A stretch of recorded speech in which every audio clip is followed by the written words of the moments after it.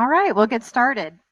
Thank you so much for breaking out of the house in this cold morning and joining us for this exciting presentation, looking toward the future Camden County economy going into 2024.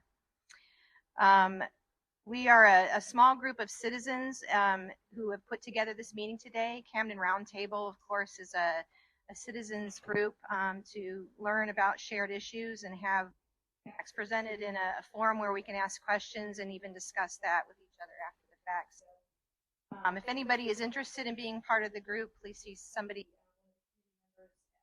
after the program. If you're on the committee, please raise your hand. All right. Please silence your cell phones so we won't be interrupted. And there'll be a question and answer period after the presentation. You'll have a minute to ask your question, and we'll continue with that as long as the crowd wants to stick around. I think we have about 30 minutes in the presentation, and usually these meetings go for about an hour. So, all right. No further ado, Mr. Benjamin McKay is the Associate Director, EDA EC Program Manager at the Center for Business Analytics and Economic Research at Georgia Southern University.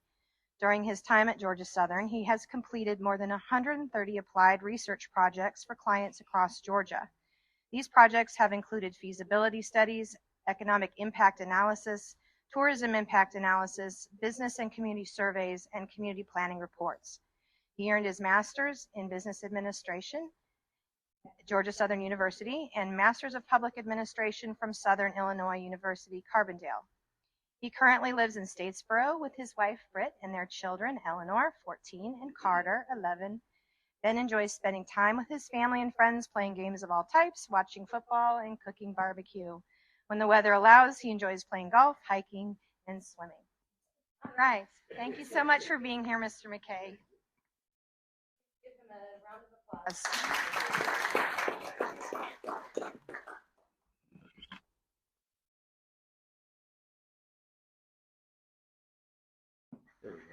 All right, so I heard that the real reason why I was here was to talk about Nick Saban and all the goings on with that. So I'm already prepared to answer all of those questions.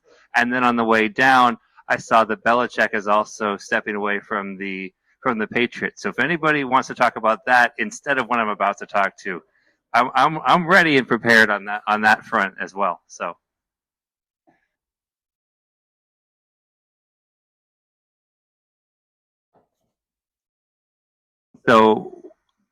really what I'm interested to talk about today with everybody here today and with this great crowd that has joined us for this is really trying to find the opportunities within Camden County from a general sense. I guarantee you we're going to run into there'll be a couple of different things that'll come up today. So I'm going to address at least one of those right away. In all of this stuff, I'm looking at the totals, the top line, the middle stuff. I guarantee you that we're going to run into an uncle's brother's friend's relationship problem today. In other words, you're going to know somebody who had the exact opposite experience from what I'm talking about, and I already feel bad for that individual, or good depending on which way it goes. But we're looking at more the trends than we are the individuals. So let me also say a little bit about the applied research that we've been doing. So our center has been around since 1984. We are a founding member of the Business Innovation Group, and it's so nice to be here this week because last week at this time I was at the Capitol talking about some tax research that we did for the state, and this looks like a much more receptive crowd than the one that I had last week. So I'm very, very happy to be here to do that and to kind of run through this. This is such a unique community with so many good opportunities. I can't wait to share with you what we found on that regard. So next, please. All right, so this is my short nickel and dime stuff. Tom asked me to put in a ton of statistics into this, so I made sure to do that. No, I'm teasing. I tried to keep it as general as possible, but realistically, going into 2024 from a U.S. and a Georgia perspective, that soft landing that everybody's been talking about within the economy feels like it could be in sight. This might be one of the 3 times where we've defied convention, and be the 3rd time the Fed's been able to land the economy after the turmoil that we've been through in the last couple of years. Inflation will continue to ease going into the rest of the years, although it's probably going to stay above where the Fed's at. I saw in the car on the way down here that in the December report, we're looking at 3.9% overall inflation, and then the core, which removes food and energy, was slightly below trend. So at least we're continuing to head in the right direction, although we might not hit the Fed's 2% inflation target when the Fed would like us to. There's a possibility that we'll see 2 to 3 rate decreases this year, and possibly another rate hike. So as we all know, that has a lot to do with mortgage rates and some of the other things, which will impact the forecast that we talk about here a little bit, but a lot of stuff will be less impactful, because remember, we have to all reset our expectations. And I would give you this example, and I know from looking around the room, everybody here has a wealth of experience and knowledge, but we've been dealing with an area and a time of such historically low interest rates. Anything that changed that was going to automatically be a shock and a slower to the economic system, because we were so I'll give you that example now. My first mortgage was in 2007. Oops. And then it was at 6.5%, something like that. So wasn't a bad rate at the time. It wasn't bad at all. But all of a sudden, when you hear people now talking about 7-8% rates, do I feel bad that I'm locked in on a lower rate now? Yes. On the other hand, that gets us back to historical norms and trends, because we don't normally hand out money for basically nothing. So some of this is a rebalancing of what's there, and this will be the year that we rebalance.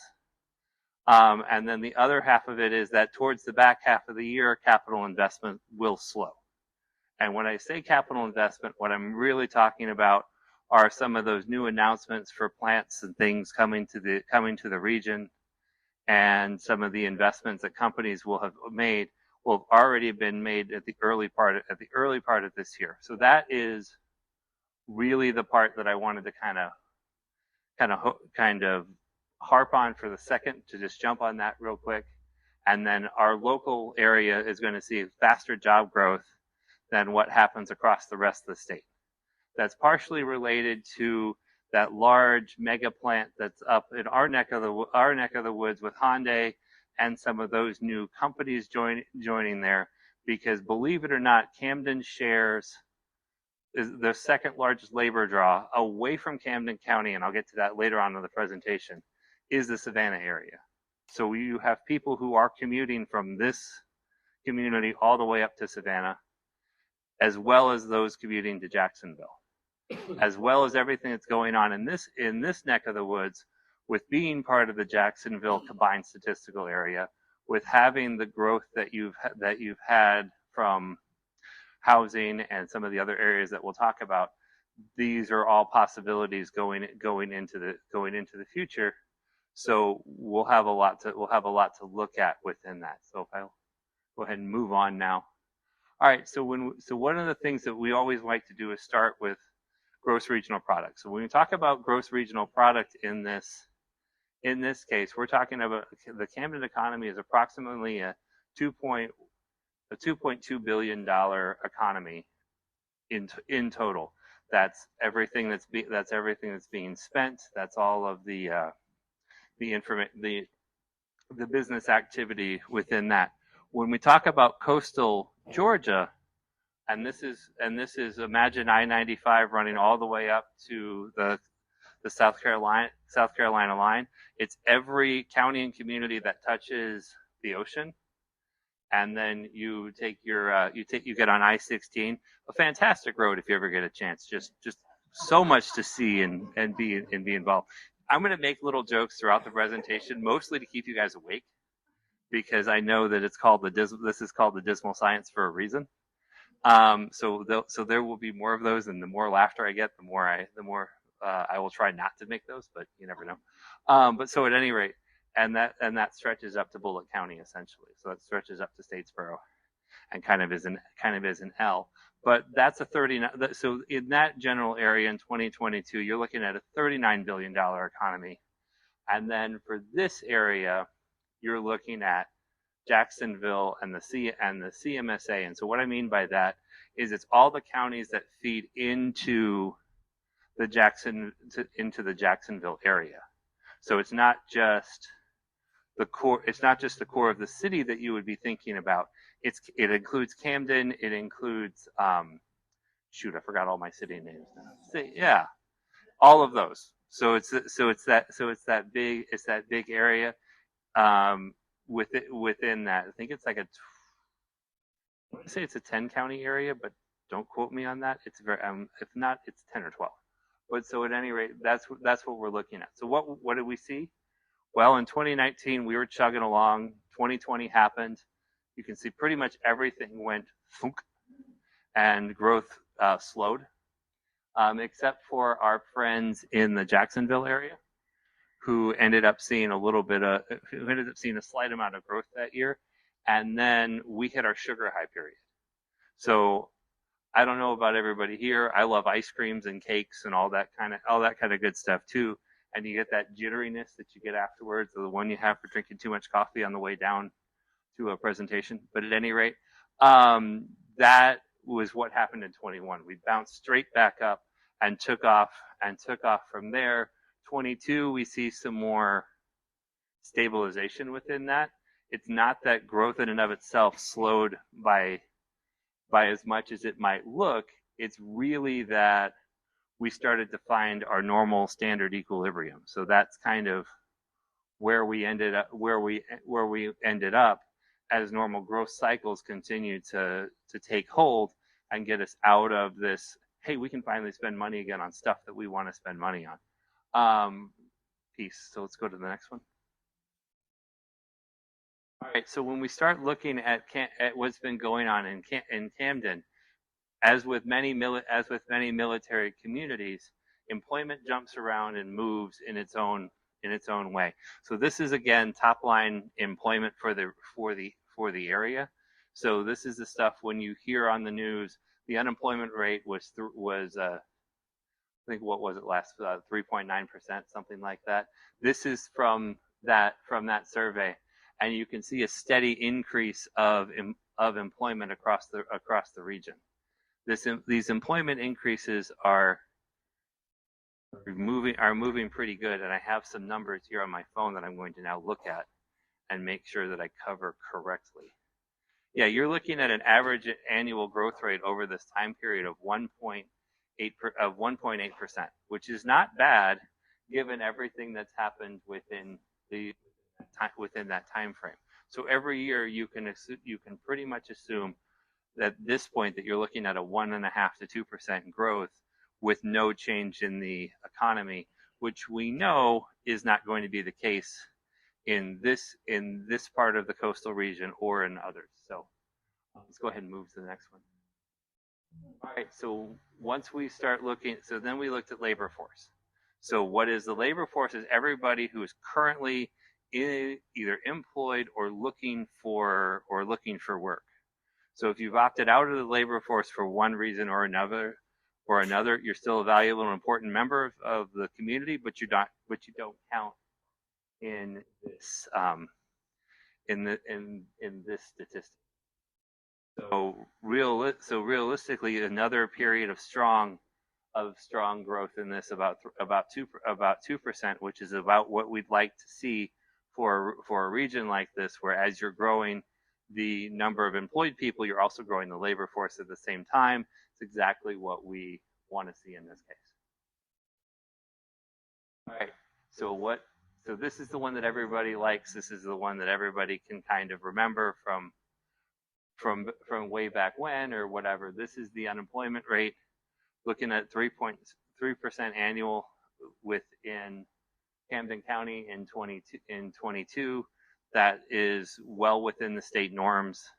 That's a sign of a strong economy that is filled with people who are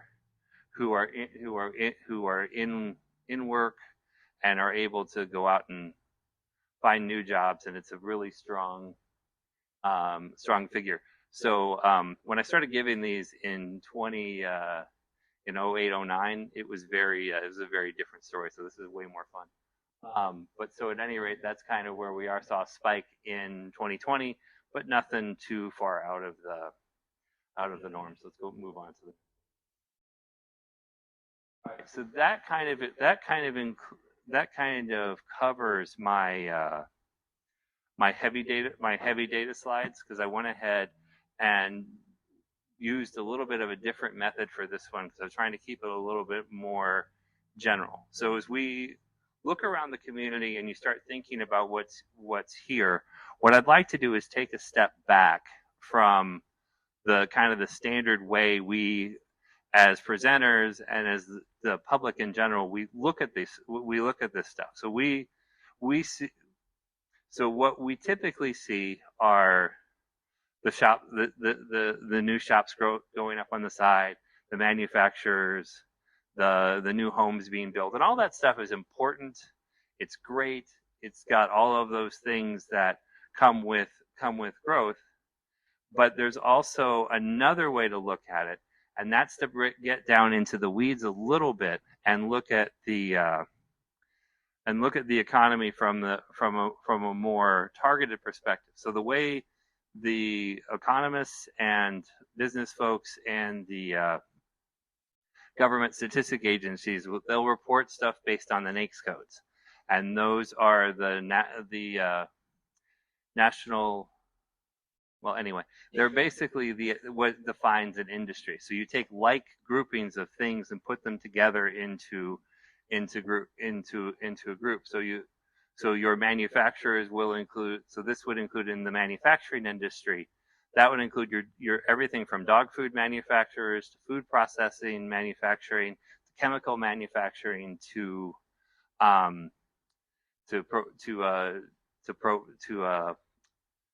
propane and some of those other processes and things like that. So it just depends on which part of it you look at. So what we did was we took these NAICS codes and we looked at where we are from a perspective of that, to see where the most value is within the area. Obviously, with no surprise to anybody in this room, the single most important part of it, or largest contributor, was the public administration sector, possibly having something to do with that large submarine base here. But then really what I found interesting as we broke it down was the accommodations and food services, the retail, the education, the other services. That's so to think of that as like car repair and stuff that doesn't fall. It's kind of the quick change oil stuff. It's a little bit of an odd category. And financial services really making up the majority of a lot of the rest of the business activity from a location quotient standpoint. So this is comparing Camden's numbers in employment to a national profile, and looking at the mix that's here. Manufacturing, although it's a really important part, and you'll see that in a second in terms of jobs, it's not as high up the list in this area as it might be in others, while constructions, professional services, real estate, some of those others are a little bit further down. This creates opportunity. This is where the opportunities lie. The opportunities lie within trying to look for the backward linkages within there, which would be my term for it, from having done impact studies and other things. But basically what we're looking at when I say that is, so I'll use myself again as an example. I work for Georgia Southern. I take the income that I make and I spend it locally within the region. So because of that, we just got a Publix that's 10 minutes from my house. So I go in and spend some of the money that I've earned at Publix. that Publix is able to both restock the shelves from what I've made, from what I've purchased, and pay the employees that are there. And if you magnify that out on there, those are the types of linkages that we're looking for within this area to see where the opportunities are. So it's both on the business side and on the consumer side. Let's move to the next one. Can I ask a question before you switch? Thanks. Those slides. Looking at those, say the top, at least the top four. It seems to me that all that is a result of taxpayer investment. The accommodations, I-95, the various highways and so on, school system. And if the top four are taxpayer funded, would it be fair to say that taxpayer investment is the overall the leading industry in this county? And if that's true, is that true everywhere? That is true that's true in this area, partially because of the presence of the military and the interstate. So in this community truly benefits from having Naval Station Kings Bay and from having direct access to 95.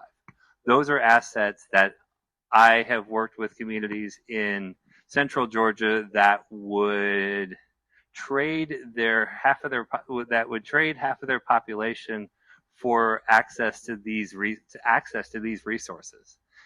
There's no way to overstate that value that both of those get because of that. So I'm going to go ahead and move on so you can see some of the.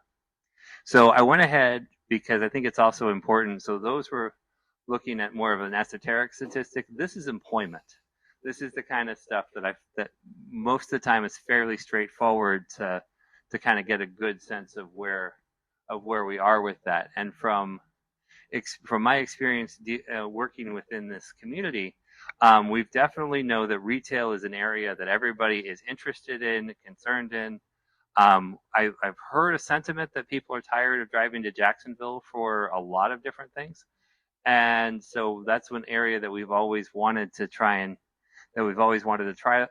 highlight. And then that accommodations and food services is another area, because as we'll talk about in a few minutes here, tourism is really going to be a driver of the regional economy going forward.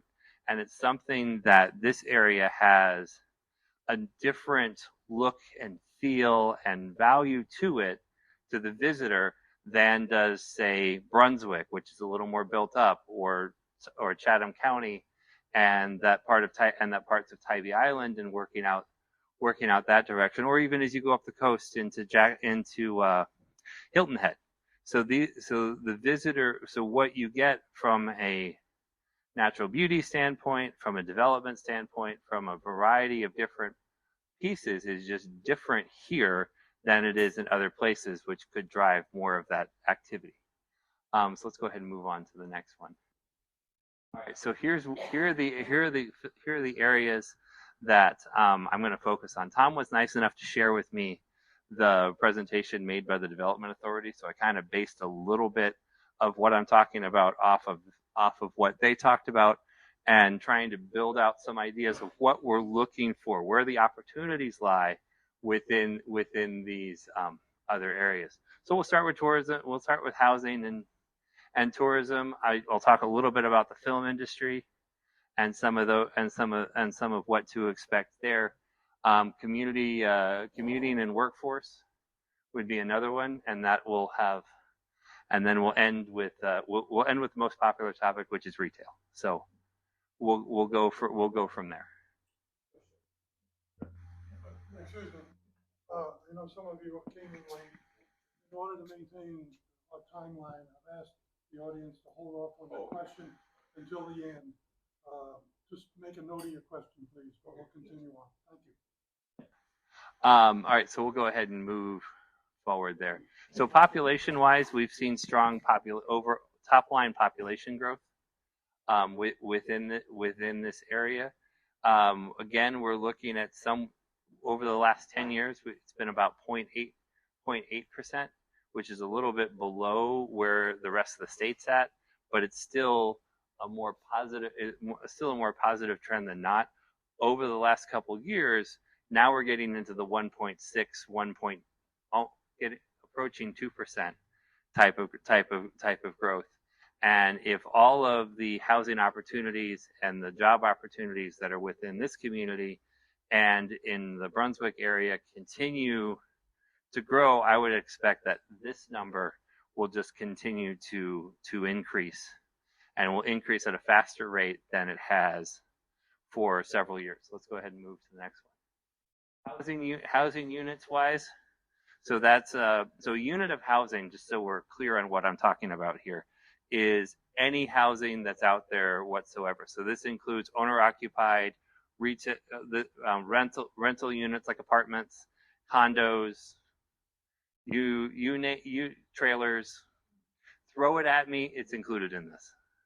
Not actually, no, take that back. If you find somebody who's living in a tent, that might not qualify therein. But other than that, I think we've got it all. And so within these figures, we've seen relatively slow and modest growth over the time as it begins to push up. Now, to be clear, before we get into the neighbors, uncles, brothers problem, again, this is based on the 5-year trends for the census, so it's a little bit more subdued and that smooths it out. So if as 22 and 23 continued to go on, and the big spikes would not be captured within what's here, based on new stuff that's been approved and started development over this time frame.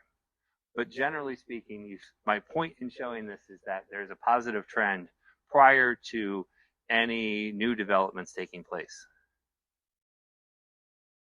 And that was the other part. And only about 38%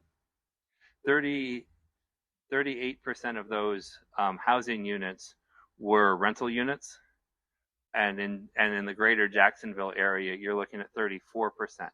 So you're really well within line for what the rest of the CSA is going into the next 5 years. You're in a strong position because you're not far off from regional trends in terms of renters to owners. In terms of pricing, which I do know varies, but I always think it's important to point out median price. Obviously, this is the middle of the distribution, so there's a ton of stuff above it that's way above the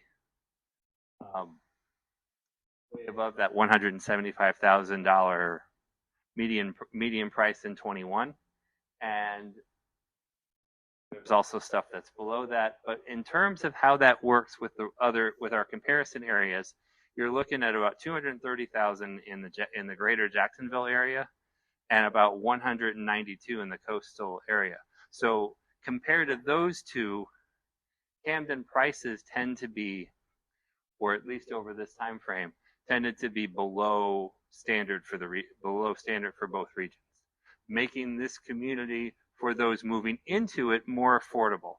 I understand that there are folks here already that would dispute whether or not housing is affordable. I 100% agree. We've had our own home buying trials and tribulations. But generally speaking, when you compare this community to others within our own region, your pricing is good and posed for expansion. All right, so as we watch, and as we see things expanding, what does that mean? What does that mean for the? I'm checking my time here just to make sure I'm not far along, so I got to pick it up the pace a little bit because I just realized how much time I've been talking for. So realistically, what we're seeing here is as more people move in, as more housing growth takes place, you're looking at massive. You're looking at expansions in professional services, in food and accommodation, in arts and entertainment, some of the construction industries. This is where the growth will be coming from to support those, in addition to schools and some of the other areas. I left out a lot of that because we all heard about that at great detail and length from others, and so I didn't want to get bogged down in whether or not the schools will grow. Yes, they will. But I wanted to also point out that there are other opportunities within this to be thinking about the different industries that might be seeing growth. So let's go to the next one. All right, so now we start looking more at tourism. So the size of the tourism market here in Camden County is about $165 million spent in 2022. So that's a pretty strong, with supporting almost 1,800 jobs. So these are people that come in for a couple. These are normally people that come in for a couple days. They're here. They do their relaxing and vacationing, and then they leave. And so that's where this is focused on. This includes all of the stuff that'll be on the next slide. So when we're talking about spending, what are people spending money on? Well, one of the biggest is transportation. That transport angle is a very important aspect. Only about a third of that really gets spent in the local community. Where local communities benefit from is this food and beverage, the lodging, the retail, and the recreation. Those are the areas that tourists really push forward. Less so the transport. So when you're talking about people coming in on their boats and docking, hanging out for a day or two, and then getting back on the road, or somebody coming in from the interstate, these are the categories that are going to see the largest bump from tourists. But those also allow for residents to be able to take advantage of services that you might not have had without the tourists being here to be part of that support process. So one of the areas that we've also done a lot of research in and kind of looked at from a variety of different standpoints is the film industry. I understand that there is a film studio coming to Camden, been announced, and it's on its way.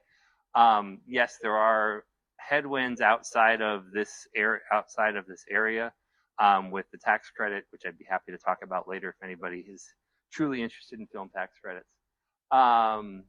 But really, in Georgia, it's become a very strong industry. And then when we talk about this in a lot of other circumstances, people always look at us and go, "Well, that's just in Atlanta." No, Savannah is also doing quite well in the film industry as a general rule. So let's go ahead and move on to the next one here. I'm checking time again.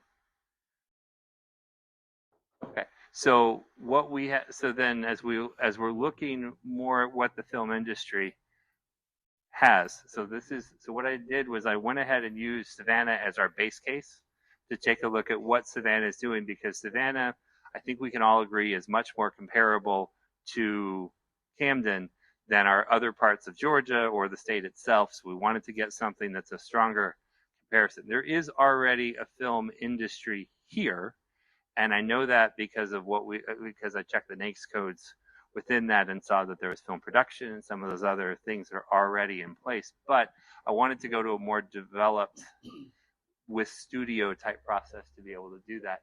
And a couple of things that really stood out to me were the professional services aspects of being able to do this. If you're looking for engineers, or you're looking for lawyers, accountants, those sorts of things, this is a great time to be in this community, because you come up in almost every single one of these metrics. The other one are obviously some of the others that are as important as that food service, that retail, those types of opportunities, to be able to have services provided to the studio and to be able to have those types of opportunities are also present. And then the third that people don't always want to, that's a little, is healthcare. Is the idea that this provides additional resources and market to be able to have and expand the healthcare industry within this region, and that assuming the staffing levels can be reached, can be another value of having these having the film industry, in addition to the stuff that we're constantly hearing about, and the coolness factor of having a Hollywood star that happens to be stopping by to shoot or record or do whatever. So let's go ahead and move to the next. All right, so now we're going to get into the retail side of things, and the retail side of things is actually where I see the biggest opportunities for growth in one sense, and that's really within the idea that as the market continues to expand and we see those other GDPs, the tourist increases, those other pieces. This is expanding the market and the ability to be able to have a market that looks different and stronger than what it has in the past.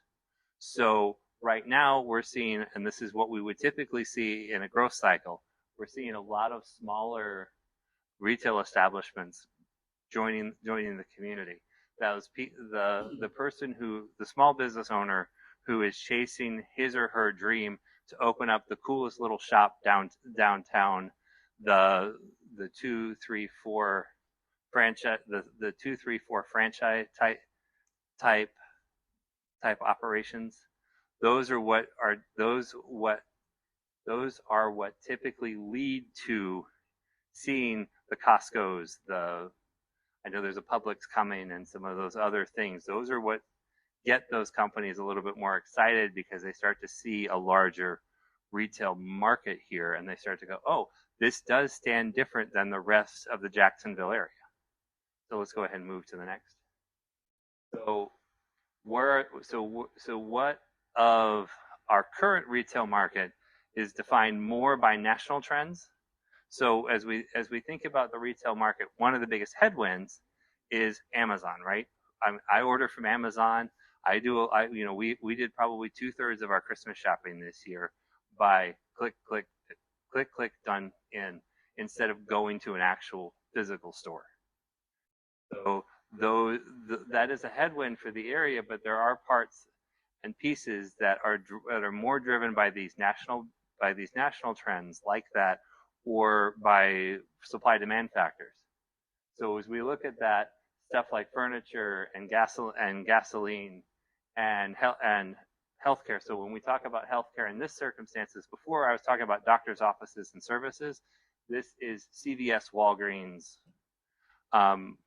John's Pharmacy down the street. That's kind of within this, and then this would be the sporting goods and the furniture. All of those are more driven by national trends than they are driven by local demand cycles.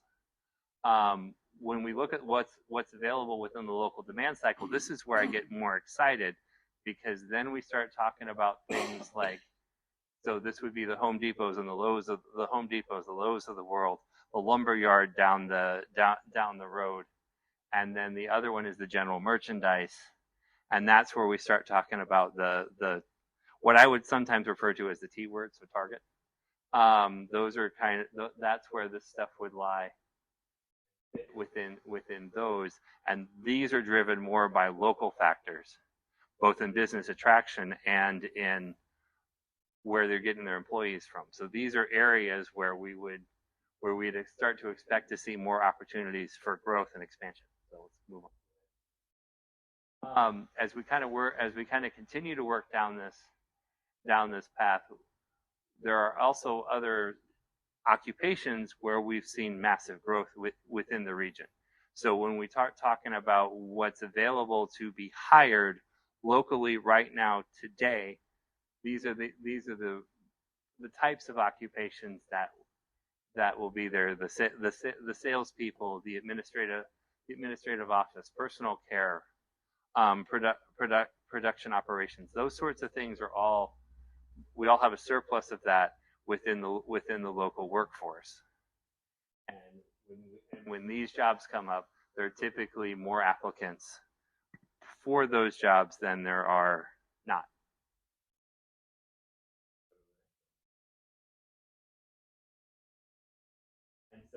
And so with this, now we're looking at those where we don't have quite as much, where there's a negative amount of supply within the region.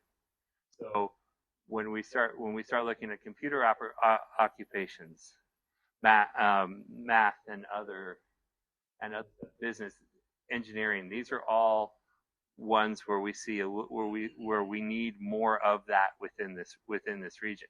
So as we talk about the development of housing, and we look at some of the other factors that are driving the industry, these are the types of people that are most likely to be moving into the area as we work through that process. Or we're going to have to import their services from somewhere else, and that will be on the next slide.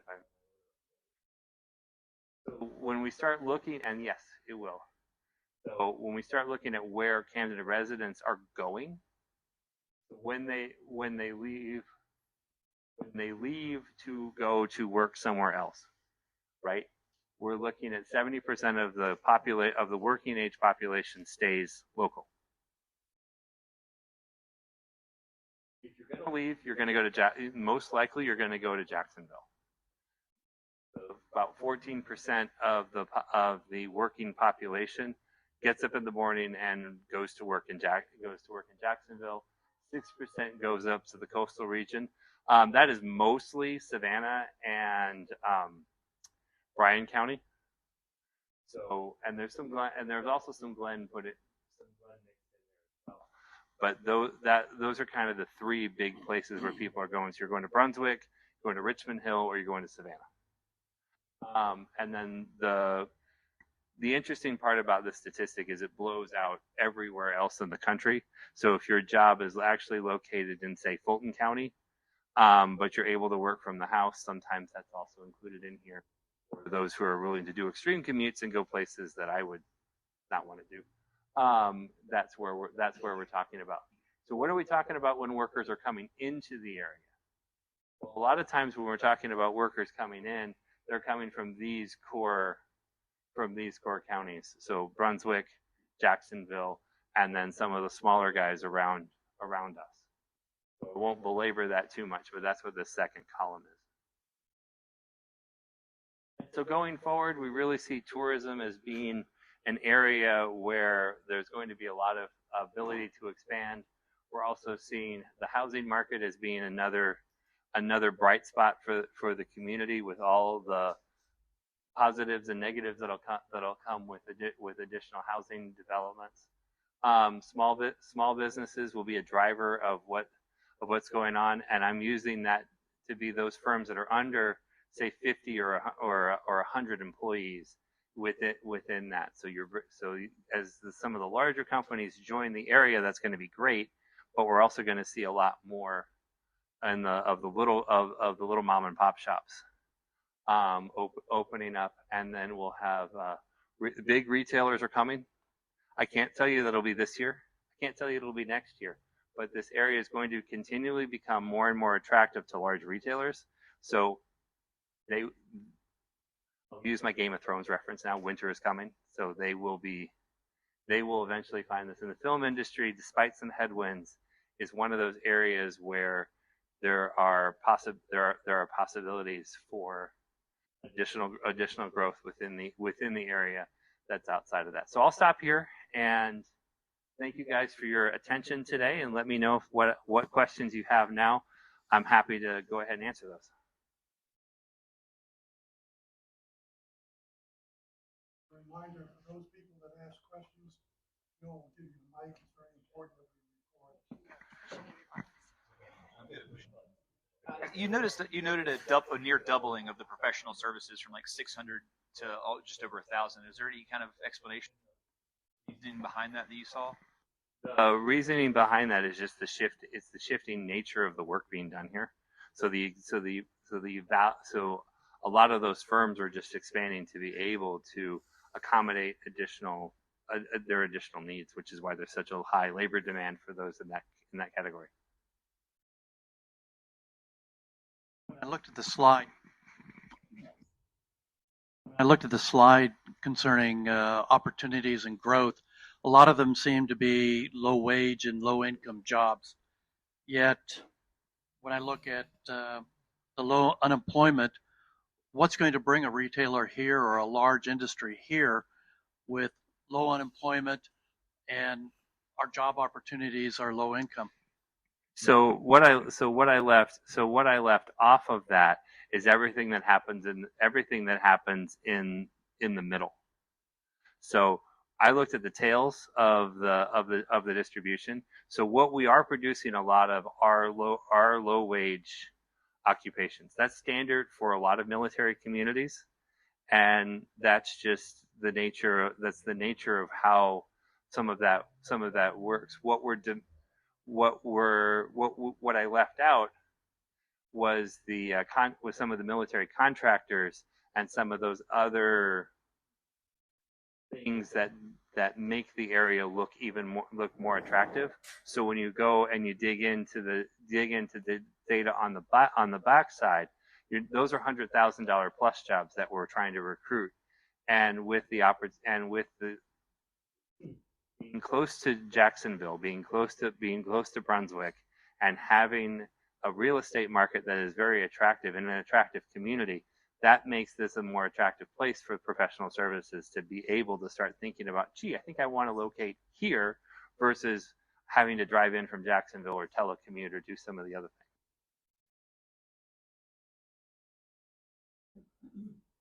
Morning. Morning. When you started off, well, I'm sorry, I was a little tardy, so I don't know if you had already mentioned it, but you were mentioning the economy on 2020 at 4.3%, which on the negative side, and then on 2022, 3.2, give or take, somewhere around there. And I was trying to figure out the numbers. You're giving a percentage, but can you give us some numbers? So what was it the calculations based on? The calculations were based on the GDP for the region. So if I remember putting this together yesterday correctly, that was about 7.9 billion. Or sorry, let me rephrase that. 1.79 billion was the low point, and it expanded back up to 2.18 billion. Is kind of what it's based on, and that these are both produced by the data source that we use and broken down from what's being produced when we talk about national GDP. So it's really a measure of all goods and services produced in the area that are used within the community. If that answers your question. I'm not a very good calculus man, but you're giving me those numbers, and it's like I'm not grasping it. You know what I mean? But I don't know. Maybe some of you guys up there do. But I'm like, from a layman's standpoint, you're talking about population and individuals. The base. They pretty much didn't dive, because they pretty much stayed where they were, except for the few contracted people. So again, 2020 is when everything dropped. So everything went negative. We get 2022. Now we start to, going in a good direction. So I'm looking for numbers in terms of, like, was it from people? What it is. That's what I'm looking for. Okay. All right. Now let me try this. So the increase is from new or existing business activity returning. So regardless of anybody's particular view on the subject of the pandemic, right? We can all agree that people stopped doing stuff. Whether that's because we decided to not fly somewhere we took a trip that was a 2-hour car ride instead of a 3-hour airplane ride, right? We all made decisions that changed our buying habits and our spending. What the GDP numbers are representing and showing us is how those decisions influence the regional economy, right? So when we decided to not spend that, or to save that, or to do something different than what we would normally do, that was partially where the collapse came from. And then as we decided to open back up, make new changes, there was lots of other factors that drove that higher. So hopefully that's a little better. See you over there. I got one over here real quick. I just wanted to say that I think you misunderstood the question. Mr. Seals was asking about the unemployment, not the GDP. Yeah, pretty much that's okay. Yeah. My bad. So let me. I'll address the unemployment. That's easy. So basically, what happened is the demand cycle within the unemployment rate changes. So there's a lot of flex within there, particularly when you're dealing with some of the lower wage positions, and those can be some of the larger aspects of that. So a lot of that would have been adjustments from closures or reduced staffing levels when you only have the drive-through open. You just need less people to operate. So that would be the easiest way to answer that question. You're right. That's what we're looking for. My bad. Yeah, the question is, the Navy base employs thousands of people out there at many very high level paying jobs, manufacturing jobs and things like. Why isn't that influencing anything that's happening here in this community?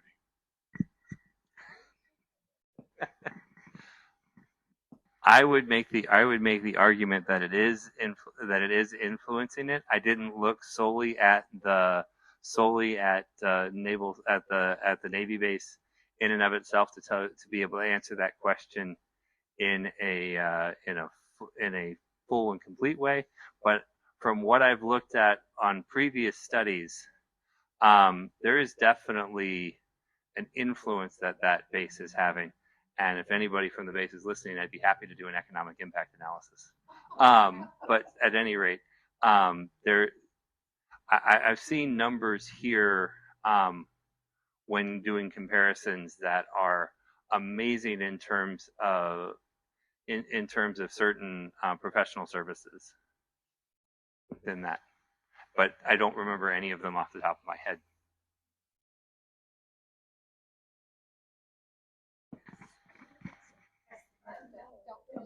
Okay, so following up on that question, are we to understand the slide where you listed the top 10 employers? Yes. That was excluding the thousands of jobs at the Tri-Fit Refit Center and the base, correct? It's including as many of those as were included in those categories. Okay, so that's what you meant when you said public administration might have been high because it included all of the staff. That would are correct. Public. Thank you. Yeah.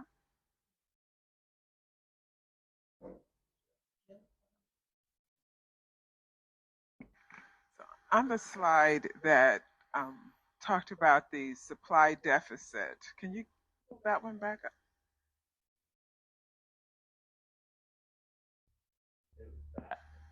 There it is. Yes, I think that was it. Yes. So, how do you?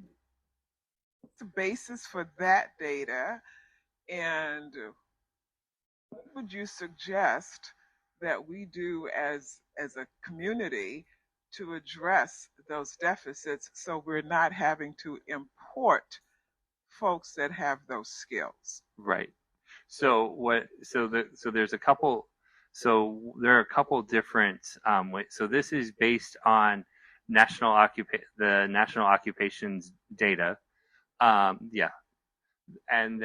so that is broken down by the jobs EQ model that we use by what's currently being advertised and what is available within the community. So a couple different ways to address how to get more of this is one through the way companies are doing their individual recruiting. So it involves continuing to try and drive those individuals here to take the good job within the area versus being somewhere else, because a lot of times smaller communities run into a problem where if you're an engineer in the Atlanta area and you're making 150,000, I'm making up numbers, but let's just go with it, 150,000, but you have an opportunity to take a job in Camden that pays 130. There's potential that you could do that and it'd be great, and you end up doing that, but you still have to get over the fact that you feel as though, whether or not it's true, once you factor in everything else, you're losing that $25,000 difference there, because I just forgot the other half of my example. Anyway, but so you're losing whatever the difference is, and it's going to be made up by it's cheaper to live here. Well, that only goes so far. So unfortunately, one way to do it is you have to raise wages. The other way to do it is those kids and those individuals who are looking for a different quality of life, who may have grown up here, who love the community, but can't find the professional job that they want. It's about making sure that those individuals know that those jobs are available here and that they can come back home to be able to engage within that. And then it also revolves around pulling some of the folks that are tired of being part of a larger market and bringing them into a smaller one, because they just want the quality of life that comes from a 20-minute commute to work with limited traffic versus sitting in bumper-to-bumper traffic that you would get in a larger market. Sure. The x-axis there. So does that mean there are 6 management occupations, or how do I read the numbers? You should read it as being these are deficits, so everything's within the negative. So there's 6. So for every management occupation that goes up, there are 6 spots there are 6 fewer applicants. Ah, okay, all right, thank you. So bottom line is, if you want to be a manager of a whole lot of things, now's an excellent time to explore that. What's causing the tremendous amount of building of apartments, and where are the people coming from? Everywhere you go, Jacksonville, here, Savannah. So part of that is it's partially a national trend. So what we have is a generation of younger workers as they move into the labor force, needing places to go that allow them that fit within their budget. So a lot of times it's younger workers looking for places to rent to not have to do that, because home ownership is less important to Gen Z than it was to Gen X and older generations than that. That's part of it. The other part of it is just basically a cost issue. And the cost issue is that we have, for good reason, in some cases, we tend to not like dense communities. Well, if you want more individual family housing and you have limited space to put it, there's only one way to make that up. And you got to cram as many people in on a piece of land as you possibly can, which is fine if that's what you're used to. But when we're used to living on half-acre lots or quarter-acre lots, the idea that the lot size shrinks to I have family in Portland, so it shrinks to being measured in terms of square footage. So you've got 5,000 square foot yard. it's a different, it's so completely alien and different from what we're all used to that we have to go through that transition of, okay, who gets to live in the quarter acre lot, who gets to live in the half acre lot, and who's the one that's going to be stuck in the smaller one. And maybe that's what somebody actually wants, because from somebody who has to do a lot of yard work, I mean, there are moments in time that I look at it and go, man, it'd be nice to have smaller yards. I have less to mow. So I think that would be partially who's filling those and why they seem to keep coming up. Are there any other questions today? All right.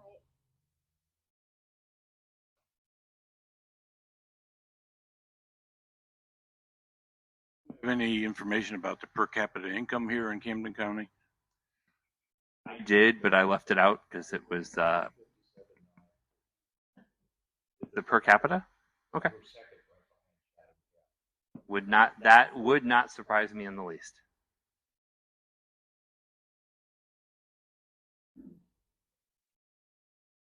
Thank you first for coming and providing a very good presentation, and thanks to Tom again for scheduling this. I think it's important for the community.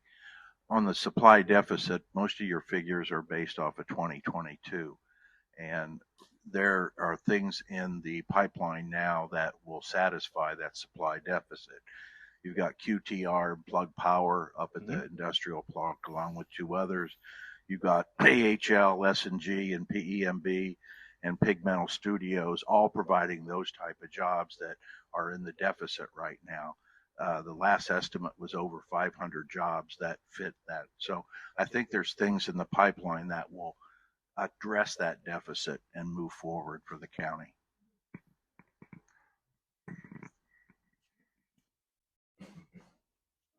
It seems like the Q&A period is closing, and if you have more questions, Jill will be the final arbiter and close out the meeting. But I want to make you aware of a couple of things. Shannon Nettles, the supervisor of elections, has provided us two pieces of information. One is the election dates, 2024, and key contact information. So Dr. Bradford and I both have these refrigerator stickers, and be glad to share them with you as you leave.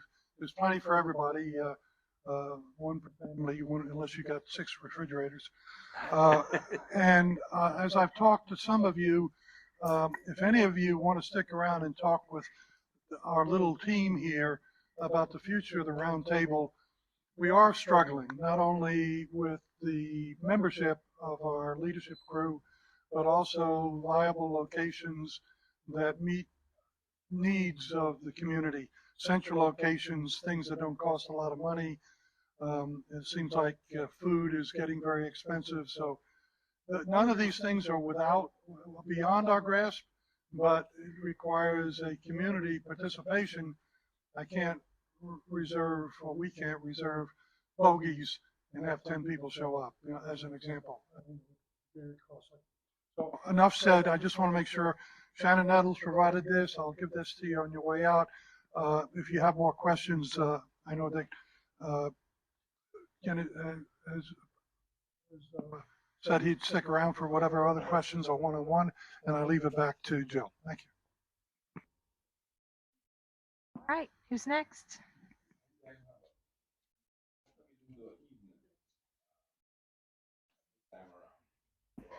As I was not involved in the scheduling, maybe Tom would be better to answer that.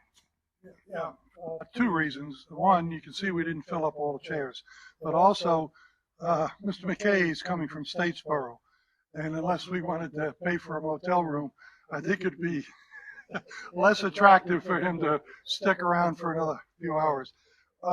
Yes, we will do 2 meetings if the subject and the speaker accommodates us, because we recognize that people that can come in the morning can't come at night and vice versa. Once again, we need your input. We need to make sure that we don't have a meeting scheduled and only have 10 people show up either. So hopefully I answered your question.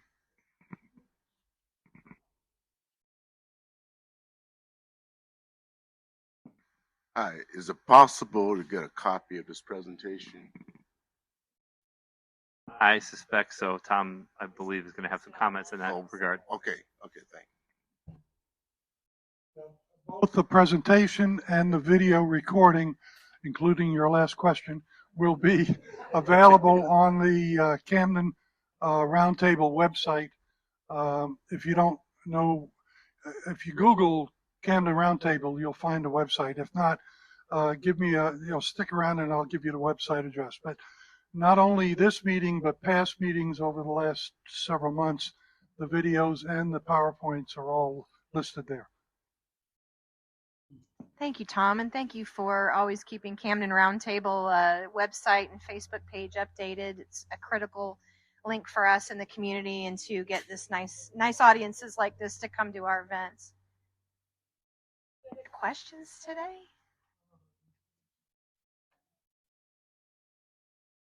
As I'm not seeing any questions, I'm going to go ahead and bring this to a close, but thank you again for coming. Thank you to our speaker.